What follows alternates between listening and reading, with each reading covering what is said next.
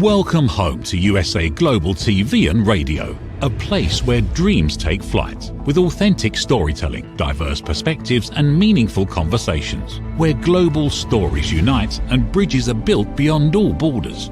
Discover world-class education, entertainment, hope and inspiration.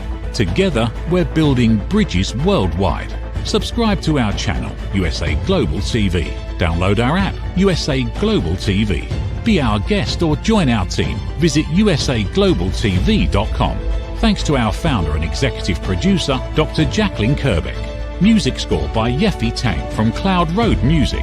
Voiceover artist Mike Porter. Creative direction by Paul Garcia. USA Global TV and Radio. Your home for global connection. All rights reserved. This video and its contents are the exclusive property of USA Global TV and Radio. Unauthorized use, duplication or redistribution in any form is strictly prohibited.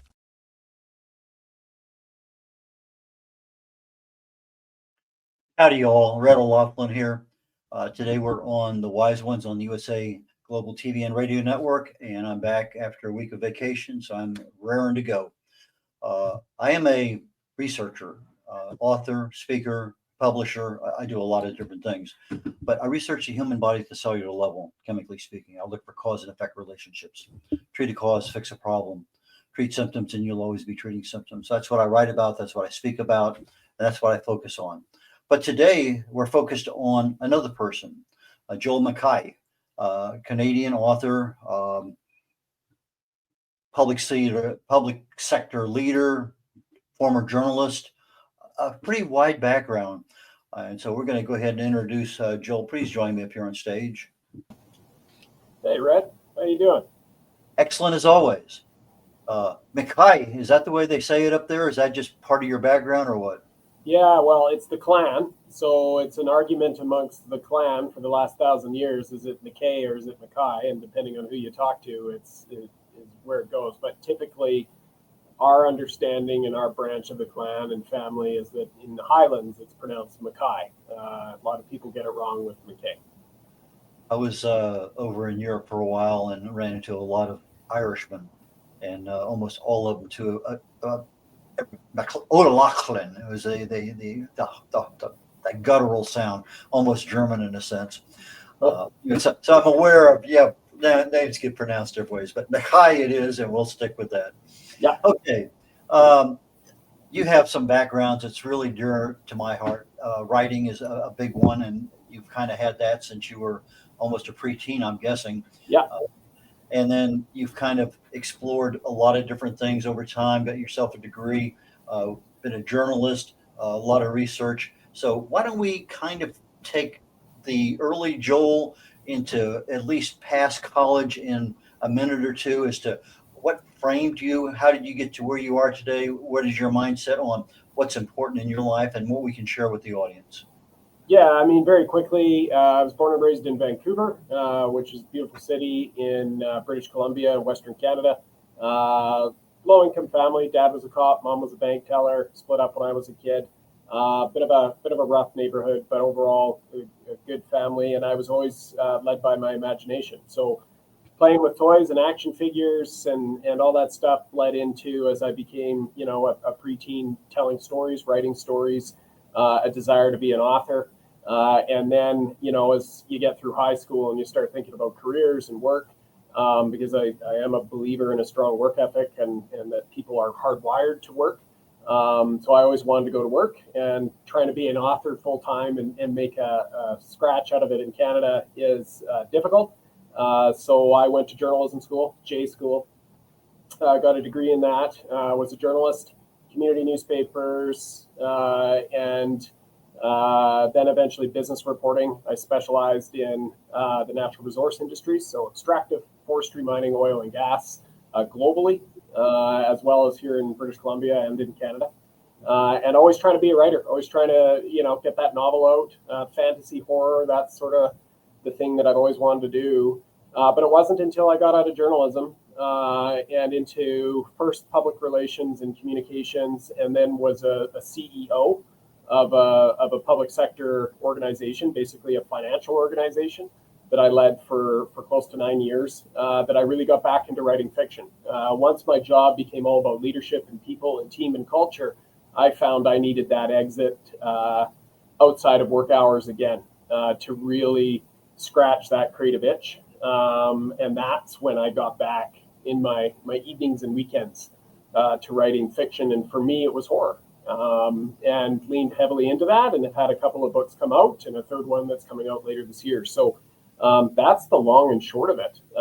Is somebody who grew up in really normal circumstances in a rainy part of the world, who always wanted to turn his imagination into stories, and still also wanted to have a career that was meaningful, that was about public service, which is something that I believe in strongly. And I've been very fortunate to have both of those things at just 40. I just turned 40. So it's been a wild 20 years. I think that's probably a good summation. Well, two things I want to go over in your early career, because one of them, I did a little bit of research on your background, and one of them talked about being in a pristine town that looked like it was 30 years untouched. And I lived for a short while on active duty in the military in a place called Governor's Island, New York, Mm-hmm. which is just a quarter mile or so off of Manhattan. And It's like moving back into the 50s on base. And then all of a sudden you go across on the ferry, and now you're in the real world. And so it's kind of one of those little enclaves that never really changed from way back when. So what city were you in that seemed to never change? Oh, that's an interesting question. Now you're getting into the other stuff, which is my passion, which is development, rural development, and Canadian history, and all those things. So to try and shorten it, because I can be a bit verbose, as most writers can. Vancouver's an international city. I think we're all familiar with it, especially from the Olympics. But if you go prior to that, Expo 86, Hollywood North, all those things. Vancouver is considered one of the most livable cities in the world. I left Vancouver, which everybody thought was nuts, when I was an editor of a newspaper and had a good job and a nice apartment and a good life, and moved north, which is an unusual thing to do in Canada, because as you move north, you get into smaller towns, more remote areas, and areas, to your point, that often have not seen that gentrification or urban development. And so I moved to a city called Prince George. It's a city of about 80,000 people. It's about halfway up the province. But if you're familiar with the map, British Columbia is the size of Washington, Oregon, and California put together. So it's about 1,000 kilometers north of Vancouver, up in the forests, for lack of a better word, not far from the Rocky Mountains.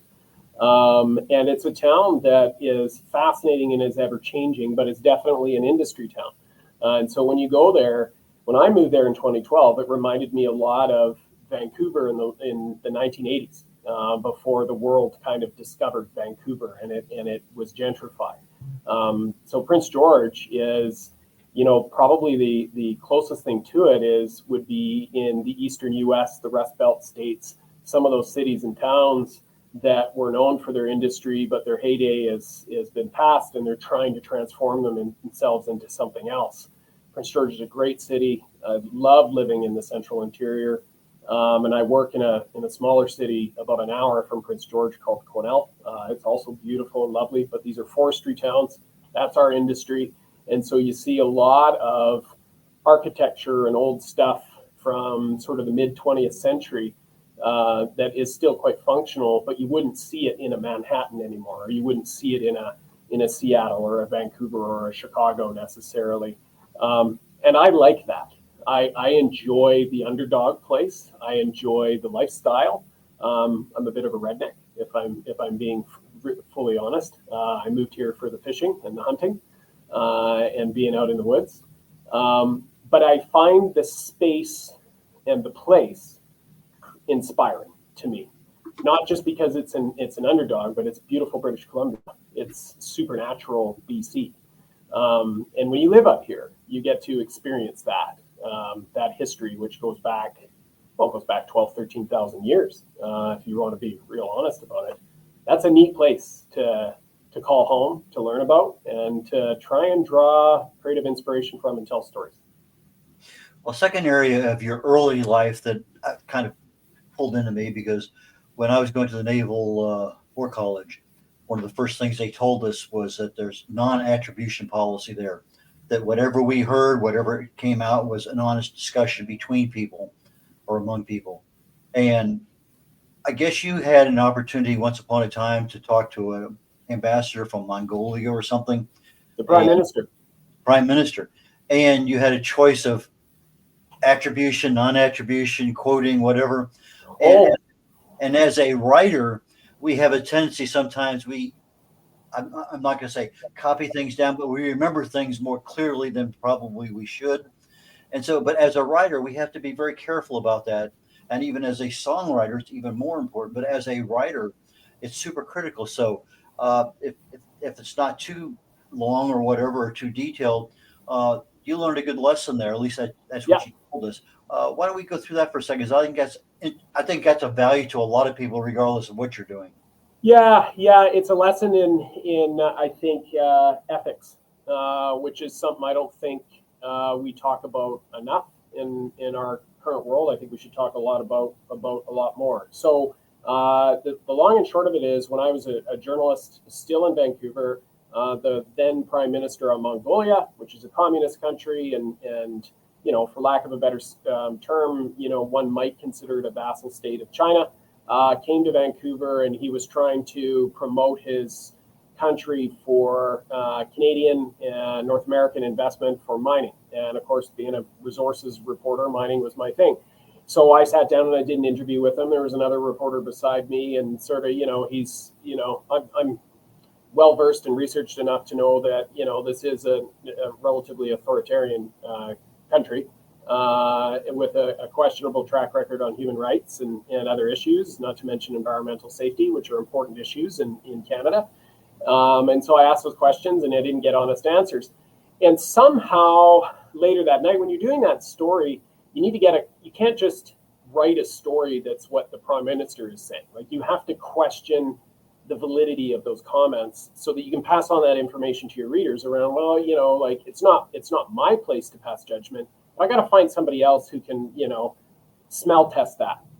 And the person that I found, who to this day shall remain nameless, I got late at night, and it was the Canadian ambassador to that country, who I didn't know, and he didn't know me. But he sounded off on the phone in a way that, had I printed and attributed his comments about that country, he would have lost his job. And I know enough about diplomacy that it would have caused a small by media standards, but probably big in the Foreign Service standards, an international incident at a time when, whether it was a good idea or not, Canada is actively trying to, attract investment from East Asia and Central Asia.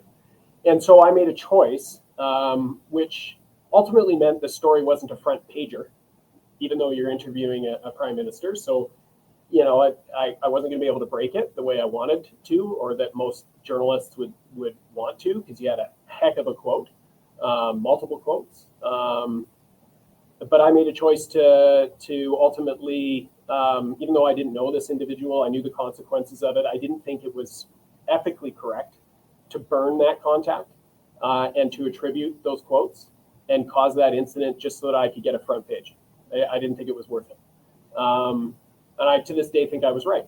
And so I didn't. We printed the story. It wasn't a front pager. Everybody moves on. No big deal. It's a great story to tell now. But it was important to me as a journalist and a professional. Like, you can't go through life burning bridges just to further your own career, which really speaks to furthering your own ego. I don't think that's right.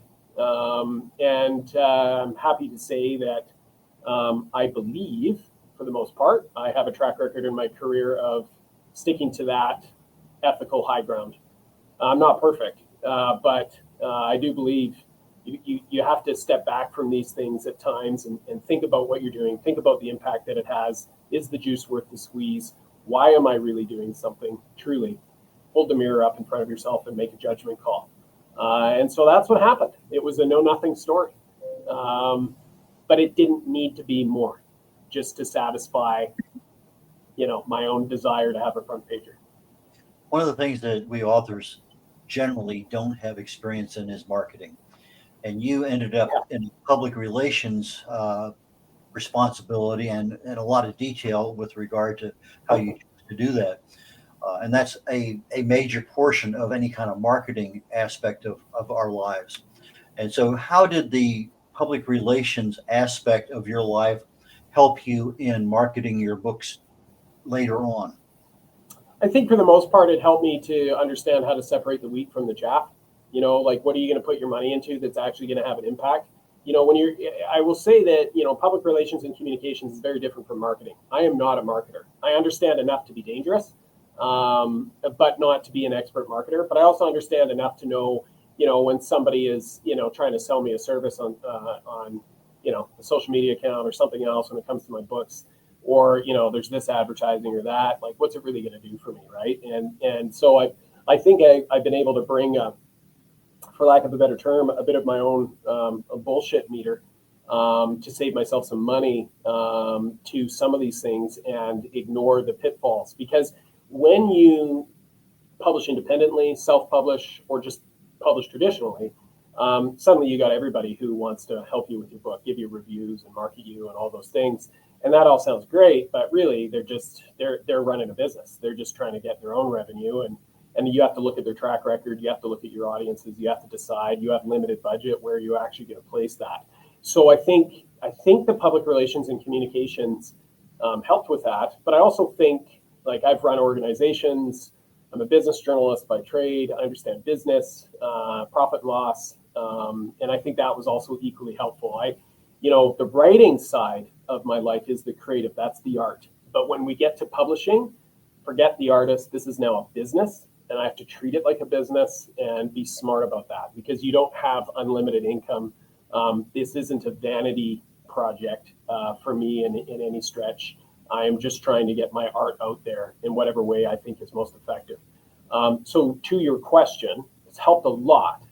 It's helped me, again, separate the wheat from the chaff and know where to put my time and effort. I will not claim it's perfect by any stretch. We all try things and experiment, especially when it comes to book marketing and all those things, and some things work and some things don't. But I think like any business, when you get into that, you have to understand what your business is and what you're trying to achieve. For me, at this point in time, I'm actually just trying to get my work out there. If I become a great selling multi-million-dollar author, cool. But that's not actually my goal. I'm not actually motivated by the money. I'm motivated by, I make a good income in my day job. I'm happy with that. I'm motivated by completing my art, creating the craft, getting better, and then getting out there and then slowly accumulating a readership and getting better. I would do this even if I had 0 readers, just simply because the most important thing for me is actually the writing. It's the craft. It's the art. Okay, we're coming up on a commercial break here very shortly. So the question I want to ask you after we come back from commercial break is, just writing helps a lot, as does reading and other things. But just because we write as a journalist, I write a daily journals myself, doesn't matter. I'm writing. It's not the same thing as being an author where I need 100,000 or 60,000 words. Yeah. And writing doesn't necessarily give me the plot development for sci-fi or romance or fiction or horror or anything else. So when we come back, let's go ahead and walk down that road of writing, and how do I take it from just writing to being an author. And with that, we'll go ahead and go to commercial break now. USA Global TV and Radio proudly presents The Corner Bookstore, hosted by Red O'Loughlin.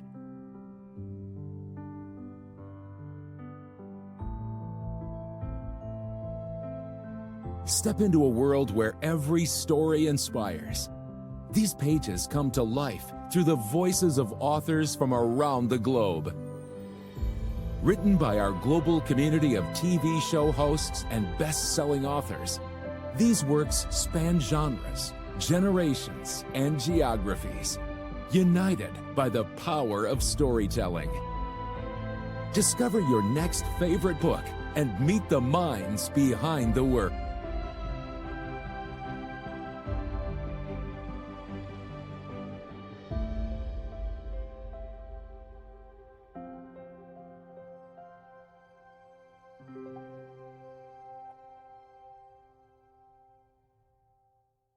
Thursdays, only on USA Global TV and Radio.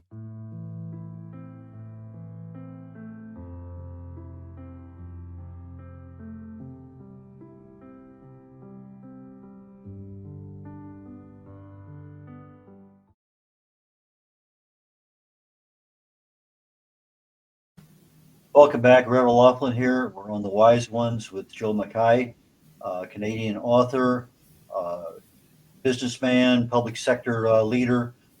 We covered a lot of things, but we're going to now go a little bit more down the writing background. You know, as a writer, you write for newspapers, magazines, whatever, a few thousand words. But it's not the same thing as developing a plot with a location, with characters, with a story that you're telling, whether it's real or made up. It doesn't matter whether it occurred in this galaxy or another one. But we need not only to have the writing there, but you need to capture that brain of somebody else that's reading it or observing it. Yeah. And if you can't tell that story in such a way that that person wants to continue reading, then we're not really being a true author in that sense. Yeah, we're a writer, but Yeah. we're not an author. So let's kind of move down that path for a while. You, as a journalist, wrote a lot. You covered a lot of different territories, people, places, things. But then when you started being an author, you have a different mindset. Let's talk about that for a few minutes. Yeah, for sure. I think the first thing, because a lot of people ask this question, is like, at what point are you a writer? Well, you're a writer if you write. It doesn't matter what it is. If you write a journal every day, you're a writer. If that's your go-to creative outlet, you're a writer. You're free to identify yourself as a writer. There isn't some amount of income, title, or things that you need to have done to describe yourself as a writer. So I just want to get that off my chest right away, because I see people arguing about that at times, and I think it's useless, and writing looks like many different things. I think, like any type of vocation, or certainly artistic endeavor, when you get into it, there's a lot of nuance. Now, I made the mistake of thinking that if I went into journalism, I would be a better writer, but maybe that would actually lead me to eventually meeting a publisher and getting a novel published. Well, I suppose that if I wanted to write a book about mining, forestry, oil and gas, land-based issues, the extractive industries, whatever it is, I was well placed for that as a journalist, because that's what I covered as a journalist. But writing a fantasy or horror novel, not at all. It doesn't teach you any of that. You don't meet publishers or any of that stuff. So I was wrong in that. I was also wrong in that, to your point, Red, the type of writing is fundamentally different. With journalism, you're just trying to get the most important information up top, least important information at the bottom, and hope that you can get somebody, a third of the way through the story, so that they get some information in their head, and then they're better informed for the day ahead. With a short story or a book, you're trying to get them from the beginning to the end. It's a much different process, and so there's a lot of different structure. The most important thing to doing that is to realize that, writing a lot and publishing a lot as a journalist did make me a better writer. It was sharper. I had a lot of working knowledge, but I didn't know anything about dialogue, plot, conflict, character development, all those things. I had ideas about it, but I didn't really know. So when I started getting serious about it, I actually went back to school. And I started to do online courses. I did a lot of reading. I started to read novels in a different way, not just simply for pleasure and the story, but to actually, I was paying attention to pacing, to tempo, to character development, to word and sentence structure, chapter lengths, all different styles, what was the same as mine, what wasn't. And so I put myself through school, and then I started to experiment, and I was free to experiment. And a lot of the stuff you write in the beginning, it's not good. At least it was in my case. And I'm not claiming my stuff now is good, but go buy it if you're watching this. But you get better over time. And so I made some very concerted decisions that, as I got serious about it, that I needed to learn. I needed to be open to learning and realize, have some humility around that. I needed to read a lot more. So I started setting up an annual goal for how many books I was going to read in a given year. And because I read a lot of nonfiction for my day job, I started focusing on reading a lot more fiction, but not necessarily for pleasure, though there was that, also for honing my own craft. And if I believed that if I read a lot more and paid attention, that would help to accelerate my own development as an artist. And I was right about that. And then you start writing. And everybody does this different. Some people like to plot it out. Some people like to just go. I'm the latter. And I'm a believer that you need to figure out your own pace, your own lifestyle, all those things, but you need to write consistently. You can't, in my view, at least for me, I can't step away for a year and then come back and say, well, I'm going to commit myself for 30 days, I'm going to write a novel. That doesn't work for me. I've got to constantly be writing. I have to constantly be doing it. It's the same with exercising in the gym, right? I can't just go and lift weights. I can't go for a long run every 3 months and say, hey, okay, I'm in good shape, because I'm not in good shape. You'll hurt yourself. You have to be consistent with it. You have to build habits. You have to be disciplined. And so I took that business approach, which I think works in other avenues of life, and I took that to writing. And one of the things I've told other people is that for me, psychologically and from a discipline perspective, I just try to write 2 sentences a day. And some days it's just 2 sentences. Some days it's, 10 pages, right? And more often than not, it ends up being a lot longer than 2 sentences. But that helps me because I understand my own psychology, my own barriers and anxieties around it, that I'm not committing to, I'm going to sit down for 4 hours and pound out, 5,000 words or 10,000 words or whatever it is. I'm just going to write 2 sentences. And then that frees me to, those 2 sentences worked out pretty well. I'm going to keep going. I'm feeling it. And then when you get into that flow state, right? And you can only get into that flow state as an artist if you do it. You have to do the thing. And you just have to keep going until you reach the end. I know that you, like me, do a lot of reading, and you read for learning, but you also read for observation. One of the books I'm reading right now, really, I'm looking at the capitalization of certain words because of the nature of what the topic is. It's very important to me. Yeah. I've also looked at character introduction, locations, and other things and timing. But Hemingway, I think, had probably one of the best pieces of advice. He says, never finish a chapter when you know the ending. He says, just leave it. He says, yeah, you can finish in a paragraph. Don't. He says, you can always come back to it. You know what you want to do. Yeah. But if you end it, you don't have your intro into the next one.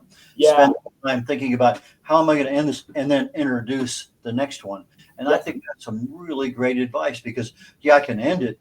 And if it's a nonfiction book, I just go into a new topic. Thank you very much. End of story. No big deal. But if it's a romance and I'm trying to get to that next one, then I really need to think about it. So he says, don't finish writing, let that hold, and think about how do I finish and connect. And I thought that was great advice. I think it is great advice. I think you're always thinking about the next place. You're also thinking about pacing and tempo. Like I'm always thinking about how am I going to get you to the next paragraph? How am I going to get you to the next page? How do I keep you engaged? And so that's not just tempo, and I'm not trying to jam pack everything full all the time. I'm just trying to think about flow and conflict and character development, right, all the time, so that it is engaging. Because truly, for fiction, we study it in literature, and there can be great truths out of it that are important for our own experience in life. But really, it's entertainment, and so it needs to be entertaining to some degree, right? And whatever that entertainment is, whether it's a thriller, it's drama, it's romance, it's horror, it's fantasy, it's sci-fi, it's a spy thriller, whatever it is, right? And so I kind of look at it the same way. I always liked Raymond Chandler's advice, which is when you start off, the first thing that you need to do is that your character needs to be after something. And I'm paraphrasing. Even if it's a glass of water, just have them, that first scene, they are after something, and then something gets in their way. There. Now we have conflict. It doesn't have to be big, doesn't have to be massive, doesn't have to be aliens invading planet Earth or anything. It can be. But it could be as simple as your character is thirsty, they're trying to get across the room to get a glass of water, something happens. and now we have conflict, and then things start to happen from there. Well, then that's kind of a dichotomy in your position, because in public sector leadership, there is no conflict, right? No, especially not these days. Yeah. Actually, one of the great things I have to say, like I think like I'm going to take a guess, given your background. We probably have a similar philosophy in our belief in public service and citizenship and what that means, and why we do those things. But all of that aside, public sector work, public service, you get the best stories. Like, you can't make this stuff up, especially when you get to a level where the politics starts to play into it. Yeah, it's really right ground for creativity. Yeah. You may think it's fiction, but it's not. Yeah, it sounds fictional. Yeah. My dad was a police officer for 36 years, and his famous saying was always, "You can't make this shit up." Right? And that's always stuck with me. The one aspect I do want to cover before we get toward the end of the show, we got a few more minutes, is you referred earlier to being somewhat of a redneck, hunter, fisher, etc. And I think I remember reading something about you love to hike. My wife and I did the Camino de Santiago, a 500-mile hike across Spain about 10 years ago. Tell us a little bit about hunting and being a redneck in Canada, because that's a little bit different about being a redneck down here in South Texas.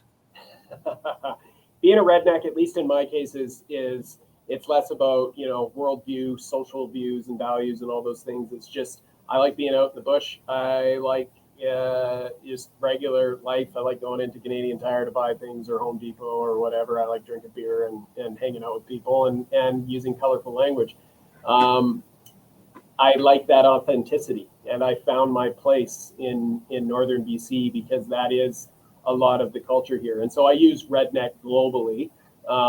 There's obviously stages of that continuum, and some of them I subscribe to and some I don't. I think in the Canadian context, it's largely your recreational activities are land-based.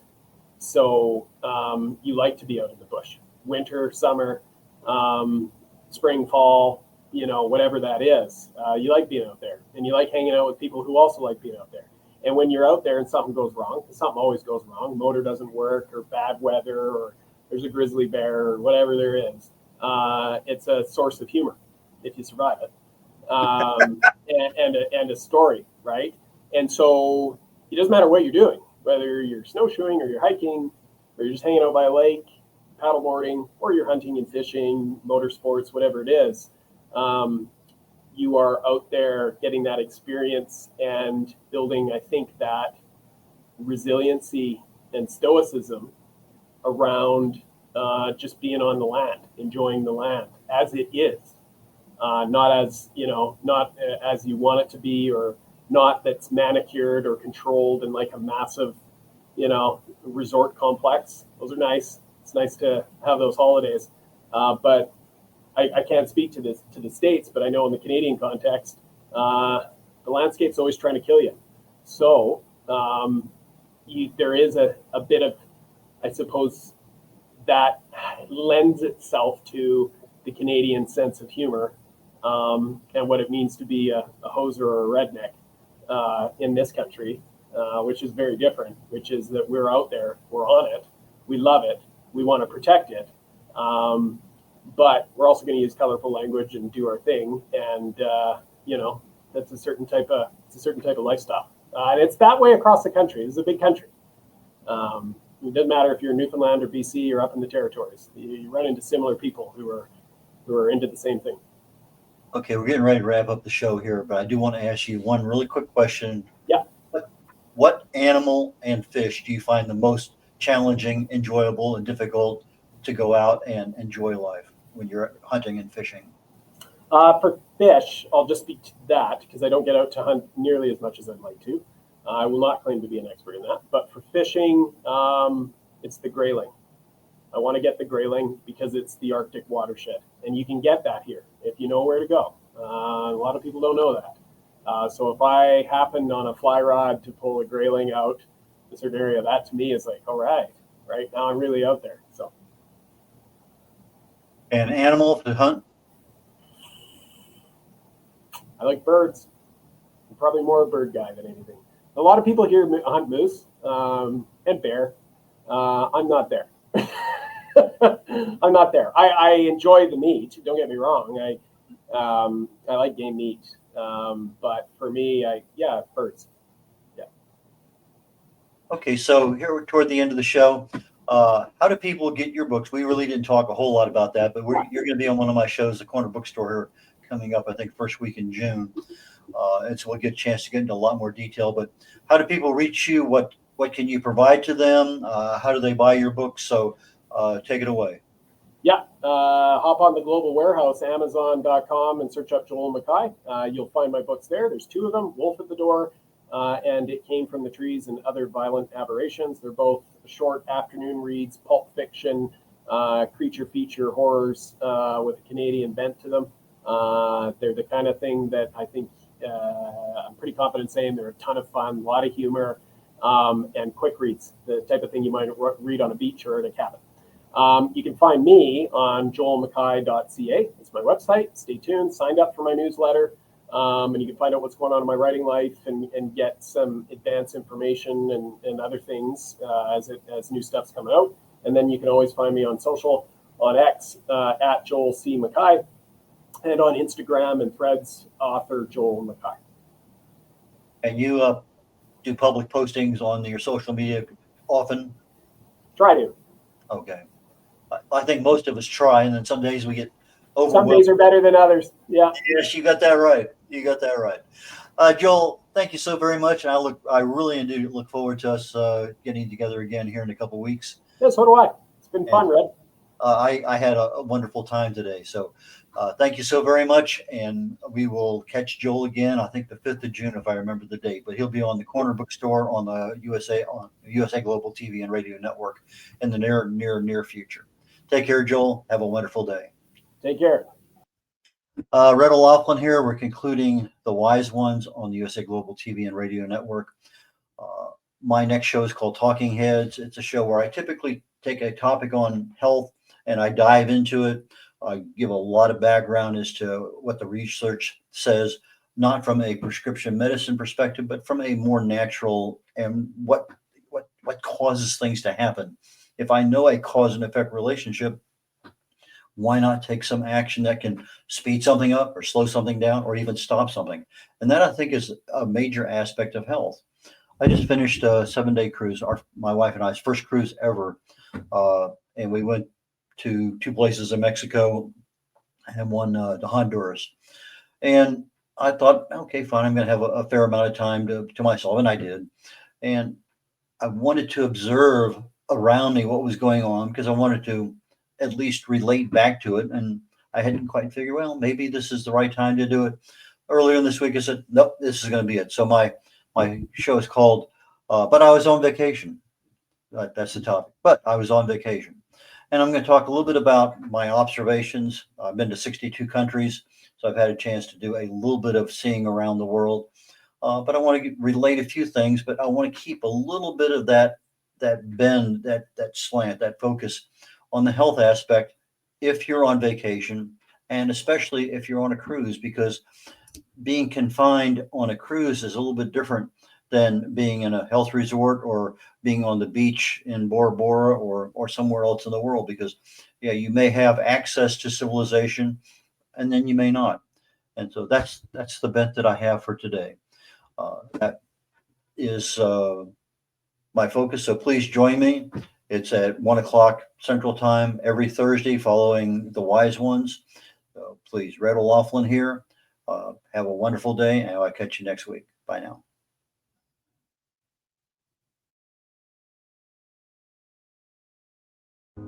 I just can't take it anymore. I am so tired. I am so frustrated and burnt out. Why won't anyone listen to what I have to say? Yet I look on social media and everybody's smiling and having a great time. Meanwhile, I feel totally alone with my world rushing by. Guess what? Great news. You have a choice.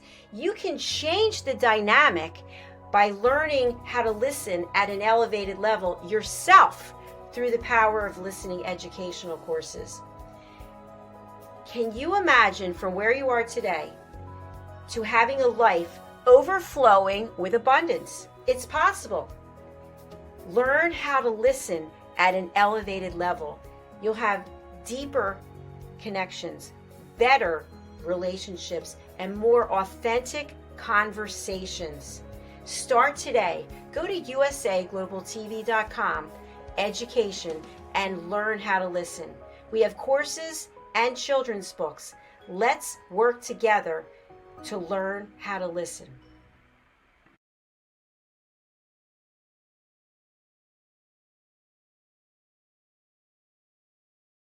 Thank you, viewers and listeners of USA Global TV and Radio, for joining us today. We're honoured to have your time and attention as part of our global community. At USA Global TV and Radio, we believe in the power of authentic conversations, meaningful connections, and creating a world of possibilities together. Want to be part of something bigger? Join our team of elevated listeners at usaglobaltv.com, a space where your voice matters and your ability to listen transforms relationships. Stay connected with us across all our platforms for thought-provoking discussions, expert insights, and empowering stories. Subscribe to our channels at youtube.com/c/USA-Global-TV. Follow us on social media and explore the endless opportunities we're creating for growth, learning, and inspiration. Together, we're not just broadcasting, we're building bridges and changing lives one conversation at a time. For inquiries, contact us at info@usaglobaltv.com. Music by Johnny Dyes. Produced by Executive Producer and Director Dr. Jacalyn Kerbeck. Voiceover by Mike Porter. Creative Direction by Paul Garcia. All rights reserved. Copyright 2025. Visit usaglobaltv.com to view our full terms and conditions.